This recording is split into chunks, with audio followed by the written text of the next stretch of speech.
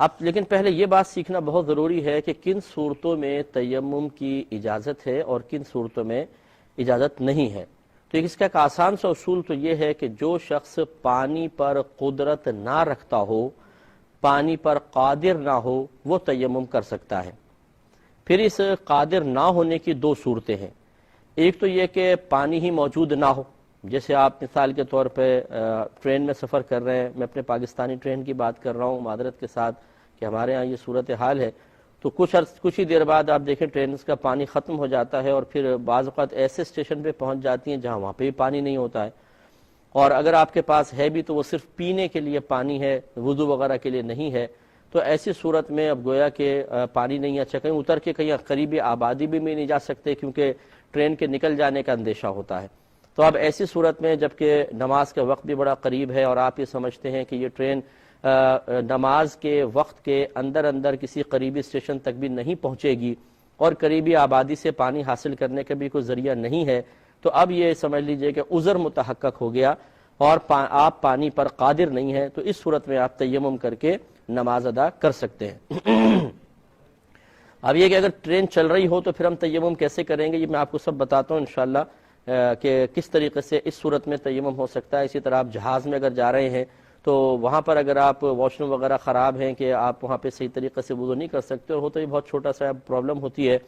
تو وہاں پر کس طریقے سے آپ تیمم کریں گے یہ بات کی بات ہے، لیکن فی الحال یہ سمجھ لیں کہ ہم آپ کو بتا رہے ہیں کہ کس صورت میں تیمم کیا جا سکتا ہے۔ اس کا بنیادی اصول یہی ہے کہ انسان اگر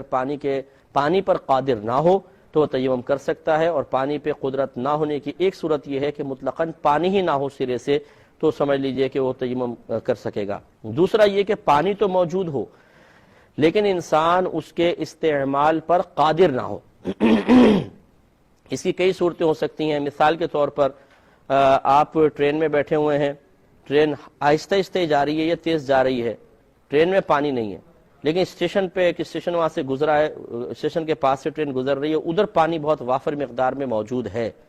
آپ دیکھیں سامنے پانی تو آپ کو نظر آ رہا ہے لیکن آپ اس کے استعمال پہ قادر نہیں ہیں، اس لیے کہ آپ اتر کے اس پانی تک نہیں پہنچ سکتے ہیں۔ اسی طریقے سے اگر آپ بہت شدید بیمار ہیں اور آپ کو یقین ہے کہ اگر آپ یہ پانی استعمال کریں گے چاہے گرم ہو یا ٹھنڈا تو آپ کا مرض بڑھ جائے گا یا دیر میں اچھا ہوگا، یا ابھی آپ کی طبیعت اتنی زیادہ خراب نہیں ہے لیکن آپ یہ سمجھتے ہیں کہ پانی کے استعمال سے آپ بیمار پڑ جائیں گے،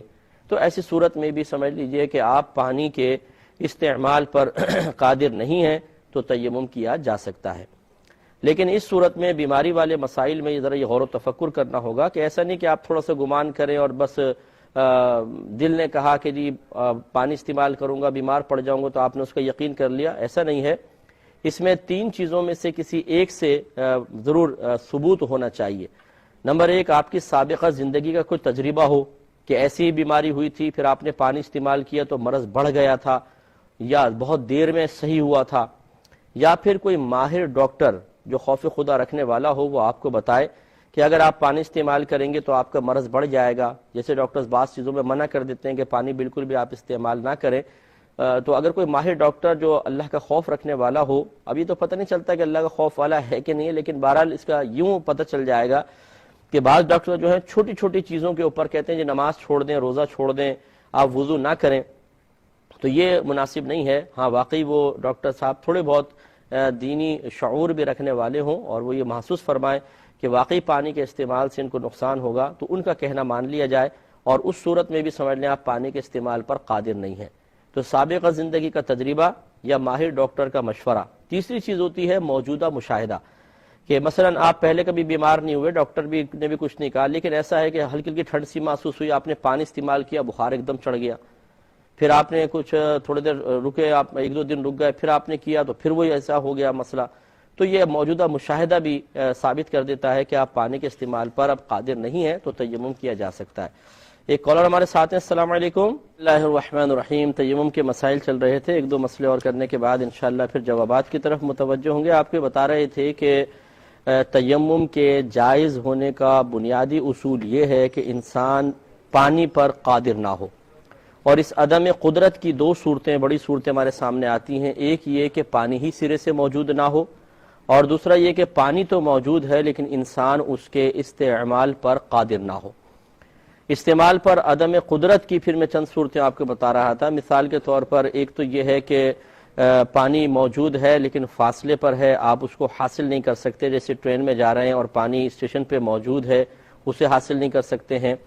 یا پانی سامنے موجود ہے لیکن درمیان میں کوئی جانور ہے، درندہ ہے، یا چوروں لٹیروں کا اندیشہ ہے کہ اگر اتر کر پانی تک رسائی حاصل کرنے کی کوشش کریں گے تو درمیان میں مار دیے جائیں گے یا لوٹ لیے جائیں گے، تو یا عزت کا خطرہ پڑ جائے کہ کوئی عزت خراب ہو جائے گی، تو اس صورت میں بھی انسان سمجھ لیں پانی کے استعمال پر قادر نہیں ہے۔ تیسرا میں نے آپ کو بتایا کہ مرض وغیرہ کا معاملہ ہوتا ہے کہ اگر انسان کو سابقہ زندگی کا تجربہ ہے یا کسی ماہر ڈاکٹر نے مشورہ دیا ہے یا پھر موجودہ مشاہدہ ہے کہ پانی کے استعمال سے انسان مریض ہو گیا تھا یا مرض میں اضافہ ہو گیا تھا یا مرض دیر میں ٹھیک ہوا تھا، تو ایسی صورتوں میں انسان پہلے تو یہ غور کر لے کہ کیا میں گرم پانی استعمال کروں تو پھر مرض نہیں ہوگا، ٹھنڈا کروں تو مریض بنتا ہوں، تو پھر گرم استعمال کرنا واجب ہے۔ پھر یہ نہیں کہ تیمم کرے گا، لیکن اگر گرم ٹھنڈا دونوں طرح کا استعمال نہیں کر سکتا ہے، اسی طرح کوئی خاص وقت کی تعین بھی نہیں ہے، جیسے بعض اوقات ہوتے ہیں کہ جی دوپہر کے ٹائم استعمال کر سکتے ہیں، کچھ بھی نہیں ہوتا، لیکن صبح اور شام استعمال کرتے ہیں تو مرض شدید ہو جاتا ہے، تو ایسی صورت میں تو پھر جب مثال کے طور پہ پانی نقصان کا باعث نہیں ہے پانی استعمال کریں گے، اور جب پانی نقصان کا باعث ہوگا تو تیمم کریں گے۔ لیکن اگر کسی کی دائمی طور پہ یہی کیفیت ہے کہ کسی بھی وقت پانی استعمال کریں وہ بیمار ہی ہو جائیں گے، اور تین چیزوں میں سے کسی ایک سے بیماری کا ثبوت بھی ہے، سابقہ تجربہ، ڈاکٹر کا مشورہ، موجودہ مشاہدہ، تو ایسی صورت میں وہ پانی کو چھوڑ سکتے ہیں اور تیمم سے استفادہ کر سکتے ہیں۔ اسی طرح سخت سردی اگر ہو، اور اتنی سخت سردی کہ آدمی کو یقین ہے کہ اگر میں پانی استعمال کروں گا تو میرا کوئی جسمانی عضو شل ہو جائے گا اور یہ سردی مجھے ہلاک کر دے گی، گرم پانی کے استعمال پہ بھی انسان قادر نہ ہو، جیسے یہ ٹھنڈے علاقے ہیں جہاں بہت زیادہ برف پڑ رہی ہو مثال کے طور پر، اور انسان حالت سفر میں بھی ہے کہ اگر وہاں پر ہاتھ بھی گلفز سے باہر نکالا تو جم جانے کا اندیشہ ہے مثال کے طور پر، اگر وہاں گرم پانی مل جاتا میسر ہوتا ہے تو ٹھیک ہے پانی استعمال کریں گے، ورنہ پھر انسان تیمم کر سکتا ہے۔ ایک کالر ہمارے ساتھ ہیں، کال لیں گے پھر تو اس لیے آپ کو بتایا تھا کہ تیمم کے لیے نیت کرنا شرط ہوتا ہے، کیونکہ مٹی فی نفسی ہی کوئی پاک کرنے والی نہیں ہے بلکہ یہ تو آلودہ کرنے والی ہے۔ اگر اس سے طہارت کا فائدہ حاصل کرنا ہے تو پھر نیت کرنی ہوگی، پھر یہ طہارت کا ضرور فائدہ دے گی۔ تو تیمم کے لیے نیت کرنا شرط ہے، اور نیت آپ کو پتہ ہے کہ دل کے پختہ ارادے کو کہتے ہیں، تو جب تیمم کرنے لگیں تو دل میں یہ پختہ ارادہ کر لیں کہ میں اللہ تبارک و تعالیٰ کی قرب کے لیے، اللہ تعالیٰ کی رضا کے لیے اس مٹی سے طہارت حاصل کر رہا ہوں، تو یہ نیت ہو جائے گی۔ یا میں نماز کو جائز کرنے کے لیے مٹی سے تیمم کر رہا ہوں، تو یہ بالکل نیت ہو جائے گی، اور اب یہ عبادت بھی بنے گا، اور یہ مٹی طہارت کا، یہ عمل یعنی عبادت بنے گا، اور یہ مٹی طہارت کا فائدہ بھی دے گی۔ اس کے علاوہ آپ کو بتایا تھا اس کے دو فرض ہوتے ہیں، ایک پورے چہرے کا مسح کرنا، اور دوسرا دونوں ہاتھوں کا کہنیوں سمیت مسح کرنا۔ چاہے کوئی بے وضو ہو پانی نہ پائے، یا بے غسل ہو حالت جنابت میں ہو پانی نہ پائے، دونوں کے لیے تیمم ایک ہی ہے، چہرے کا مسح کرنا، دونوں ہاتھوں کا کہنیوں سمیت مسح کرنا۔ اس کا طریقہ یہ ہوتا ہے کہ جیسے مٹی وغیرہ ہے، ہم مٹی سے پہلے بتا دیتے ہیں کہ مٹی مثال کے طور پر ہے تو بسم اللہ الرحمن الرحیم پڑھ کر دل میں نیت حاضر کریں، بسم اللہ الرحمن الرحیم پڑھیں، اور پھر انگلیاں تھوڑی سی کشادہ کر کے اس طرح اس کو مٹی میں رکھیں، تھوڑا سا اس کو آگے پیچھے ہاتھوں کو کریں، پھر یہ ہاتھوں میں چونکہ مٹی لگ جائے گی تو انگوٹھوں کے سروں کو مار کے مٹی جھاڑنا سنت کریمہ ہے، جتنے جھڑ جائے، اب جو باقی بچی اس سے پھر آپ چہرے کا مسح کریں گے۔ چہرے کی مقدار جیسے وضو میں آپ کو بتائی تھی کہ جہاں عادتاً سر کے بال جمتے ہیں وہاں سے لے کے تھوڑی کے نیچے تک، یعنی نیچے کے دانت جہاں یوں جمتے ہیں بس یہ یہاں تک، اور ایک کان کی لو سے دوسرے کان کی لو تک یہ پورا چہرہ ہے۔ تو ابھی آپ نے ہاتھ مارا، تیمم کیا، اب اس کو پورے چہرے پر آپ مسح کریں گے، اور اس میں کوئی جگہ رہ نہ جائے، یعنی اگر بالفاظ کسی نے جسے ہونٹوں کا ظاہری حصہ ہے جو عام طور پہ بند کر کے نظر آ رہا ہے، اس پر بھی ہاتھ پھیرنا فرض ہوگا، کیونکہ ایک جگہ بھی اگر مسح نہیں ہوا تو آپ کا تیمم نہیں ہوگا۔ اب اگر کسی نے آلودگی سے ہونٹوں کو بچانے کے لیے ہونٹ بند کر لیے اور اوپر ہاتھ پھیر لیا، تو یہ جو ہونٹوں پہ چونکہ مسح نہیں ہوا تو یہ تیمم نہیں ہوگا، اور بالکل انسان جیسے پانی صحیح استعمال نہ کرے تو بے وضو رہ جاتا ہے، اسی طرح اگر تیمم کمپلیٹ نہیں کرے گا، مسح مکمل نہیں کرے گا، تو یہ بات طہارت نہیں کہلائے گا۔ یہ کرنے کے بعد دوبارہ آپ ہاتھ ماریں گے،